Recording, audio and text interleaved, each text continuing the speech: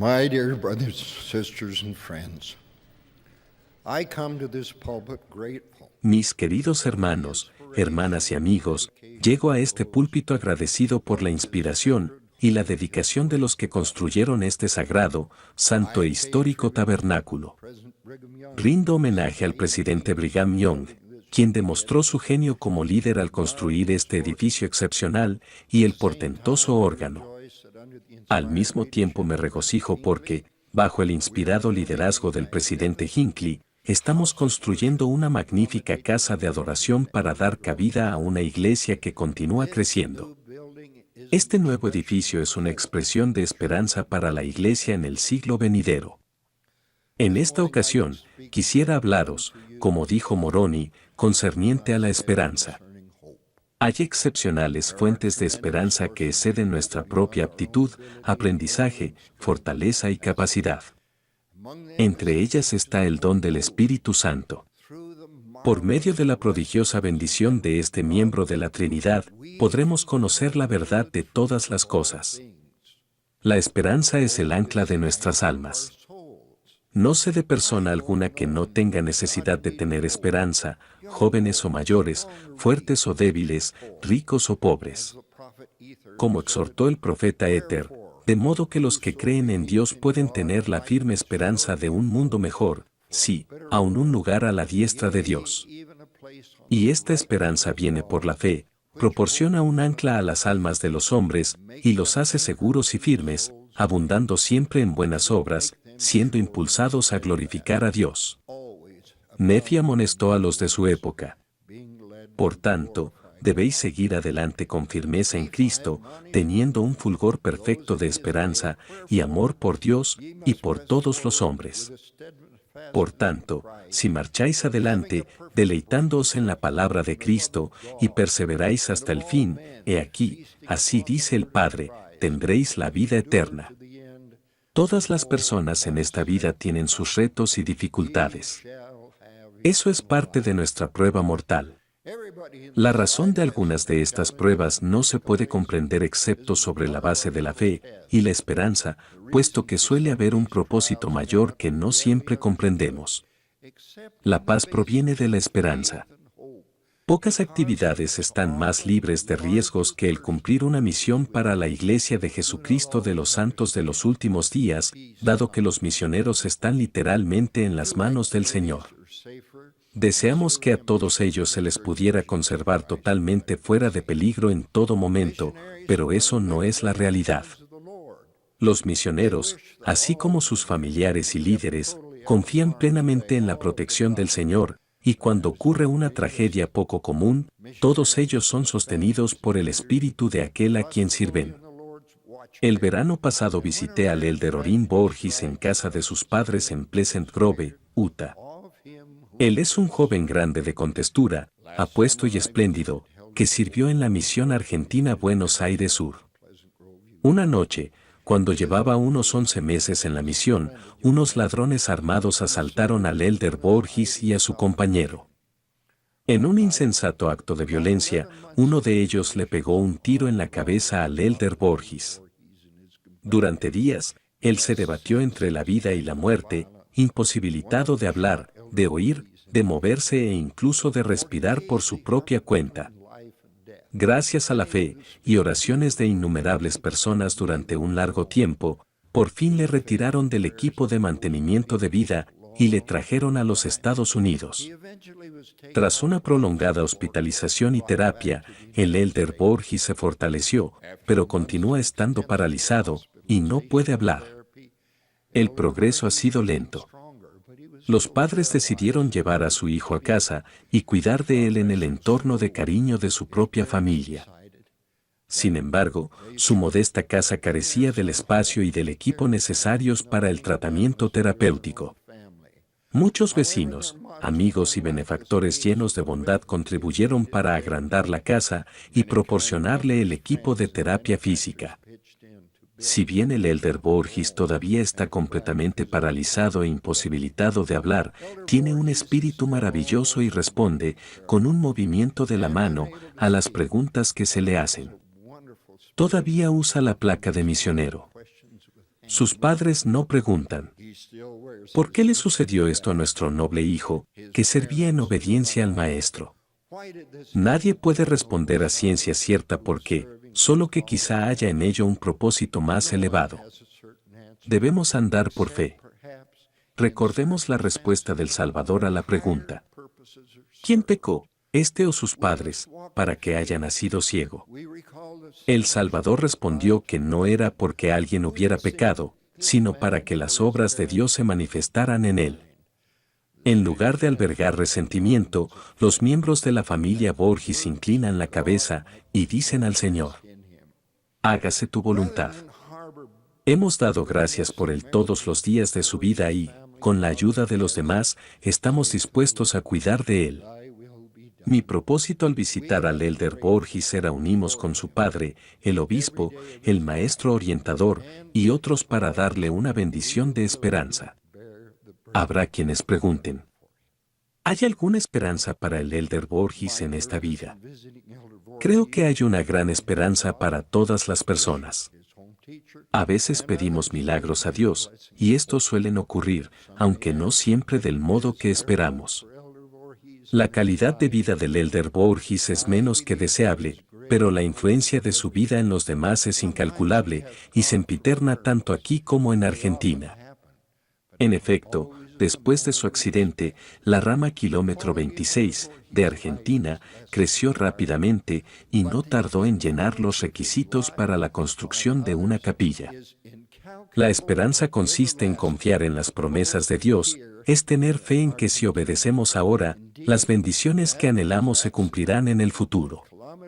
Abraham creyó en esperanza contra esperanza para llegar a ser padre de muchas gentes. En contra de la razón humana, él confió en Dios estando plenamente convencido de que Dios cumpliría su promesa de darles a él y a Sara un hijo en su vejez. Hace unos pocos años, la hermana Joyce Audrey Evans, una joven madre de Belfast, Irlanda del Norte, tenía dificultades con un embarazo. En el hospital donde la llevaron, una de las enfermeras le dijo que era probable que perdiera la criatura. La hermana Evans le respondió: pero no puedo rendirme, tiene que darme esperanza. Posteriormente, la hermana Evans contó: no podía darme por vencida sino hasta que se desvaneciera toda esperanza razonable. Se lo debía a mi hijo que aún no nacía. 3 días después perdió al niño. De eso, ella escribió: durante un largo rato, no sentí nada. Pero después un profundo sentimiento de paz embargó todo mi ser. Junto con la paz viene el entendimiento. Comprendí entonces por qué no podía renunciar a la esperanza pese a todas las circunstancias, porque uno vive con esperanza o vive con desesperación. Sin esperanza no es posible perseverar hasta el fin. Había buscado una respuesta a mis oraciones y no me llevé una desilusión. Fui sanada físicamente y premiada con un espíritu de paz. Nunca antes me había sentido tan cerca de mi Padre Celestial, nunca antes había sentido una paz así. El milagro de la paz no fue la única bendición que recibí en aquella ocasión. Unas semanas después, comencé a pensar en el hijo que había perdido. El Espíritu me trajo a la memoria las palabras de Génesis 4:25, la cual dio a luz un hijo, y llamó su nombre Set, porque Dios, dijo ella, me ha sustituido otro hijo. Pocos meses después quedé embarazada otra vez. Cuando nació mi hijo, se dijo que era una criatura perfecta. Le pusieron por nombre Evanses. La paz en esta vida se basa en la fe y en el testimonio. Todos podemos encontrar esperanza mediante nuestras oraciones personales y hallar consuelo en las Escrituras. Las bendiciones del sacerdocio nos elevan y nos sostienen. La esperanza también se recibe por revelación personal directa, a la cual tenemos derecho si somos dignos. También contamos con la seguridad de vivir en una época en la que existe en la tierra un profeta que posee y que ejerce todas las llaves del reino de Dios. Samuel Smails escribió que la esperanza es como el sol, el cual, al avanzar hacia él, proyecta la sombra de nuestra carga detrás de nosotros. La esperanza endulza el recuerdo de nuestras más bellas vivencias, mitiga nuestras dificultades para nuestro progreso, y nuestra fortaleza es nuestra amiga en las horas tenebrosas y nos anima en las horas felices, brinda promesas para el futuro y da significado al pasado. Transforma el desaliento en determinación. La fuente inagotable de nuestra esperanza es que somos hijos e hijas de Dios y que su Hijo, el Señor Jesucristo, nos ha salvado de la muerte. ¿Cómo podemos saber que Jesús es en verdad nuestro Salvador y Redentor? En términos humanos, su realidad es prácticamente indefinible, pero su presencia se puede conocer de modo patente por medio del Espíritu si procuramos de continuo vivir bajo la sombra de su influencia. En el Libro de Mormón, leemos el relato de Aarón cuando explicaba el Evangelio al padre de la Mouni, le dijo: si te arrodillas delante de Dios, e invocas con fe su nombre, creyendo que recibirás, entonces obtendrás la esperanza que deseas. El anciano rey siguió ese consejo al pie de la letra, y recibió un testimonio de la verdad que Aarón había impartido, lo cual redundó en que él y toda su casa se convirtieran y viniesen al Señor. Nuestra más grande esperanza proviene del conocimiento de que el Salvador rompió las ligaduras de la muerte. Él logró la victoria por medio de su dolor, padecimiento y aflicción espantosos. Él expió nuestros pecados con la condición de que nos arrepintamos. En el huerto de Getsemaní exclamó angustiado: Padre mío, si es posible, pase de mí esta copa, pero no sea como yo quiero, sino como tú. Lucas describe la intensidad del dolor. Y estando en agonía, oraba más intensamente, y era su sudor como grandes gotas de sangre que caían hasta la tierra.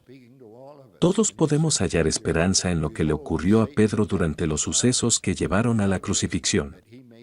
Quizá el Señor nos hablaba a todos nosotros cuando dijo a Pedro: He aquí Satanás os ha pedido para zarandearos como a trigo. Pero yo he rogado por ti, que tu fe no falte, y tú, una vez vuelto convertido, confirma a tus hermanos. Y Pedro le respondió: Señor, dispuesto estoy a ir contigo no solo a la cárcel, sino también a la muerte. Y él le dijo: Pedro, te digo que el gallo no cantará hoy antes que tú niegues 3 veces que me conoces. Cuando Pedro observaba el curso de los acontecimientos, alguien lo reconoció como discípulo de Cristo. Una criada dijo: también éste estaba con él, pero Pedro respondió que no lo conocía. Otras 2 personas también le reconocieron como discípulo del Señor, y Pedro volvió a negar que conocía al Salvador. Y mientras él hablaba, cantó el gallo. Entonces, vuelto el Señor, miró a Pedro, y Pedro se acordó de la palabra del Señor, que le había dicho: antes que el gallo cante, me negarás 3 veces. Y Pedro, saliendo fuera, lloró amargamente. Ese suceso fortaleció a Pedro de tal manera que nunca más falló, y se le conoció como la Roca. Su esperanza llegó a cimentarse firmemente en la roca eterna, o sea, nuestro Redentor Jesucristo. En calidad de apóstol principal, llevó a cabo la obra con fidelidad y valentía. Así como Pedro llegó a tener esperanza después de un momento de debilidad, ustedes, yo y todos podemos tener la esperanza que proviene del conocimiento de que Dios en verdad vive. Esa esperanza emana de la creencia de que, si tenemos fe, Él nos ayudará durante nuestras dificultades. Si no en esta vida, ciertamente lo hará en la existencia venidera. Como dijo Pablo a los Corintios: si en esta vida solamente esperamos en Cristo, somos los más dignos de conmiseración de todos los hombres. En el plan eterno de las cosas, todo lo malo que nos haya ocurrido se rectificará. En la justicia perfecta del Señor, a todos los que vivan dignamente se les compensarán las bendiciones que no hayan recibido aquí. En mi opinión, nunca ha habido en la historia de esta iglesia motivo de tanta esperanza con respecto al futuro de la iglesia y de sus miembros en todo el mundo. Creo, y testifico de ello, que vamos avanzando hacia un nivel más elevado de fe y de actividad del que ha habido. Ruego que cada uno de nosotros sea hallado haciendo su parte en este gran ejército de rectitud. Cada uno de nosotros vendrá ante el Santo de Israel y dará cuentas de su rectitud personal. Se nos ha dicho que allí Él no emplea ningún sirviente. Junto con mi llamamiento apostólico he recibido el testimonio seguro de la vida y el ministerio del Salvador. Junto con Job declaro: yo sé que mi Redentor vive. Mi testimonio está en los cielos. Jesús es el Cristo, el Salvador de todo el género humano. José Smith fue el inspirado profeta que restauró las llaves, la autoridad y la organización salvadoras que le fueron delegadas bajo la dirección de Dios el Padre y de su Hijo, el Señor Jesucristo. De esto testifico en el santo nombre de Jesucristo. Amén.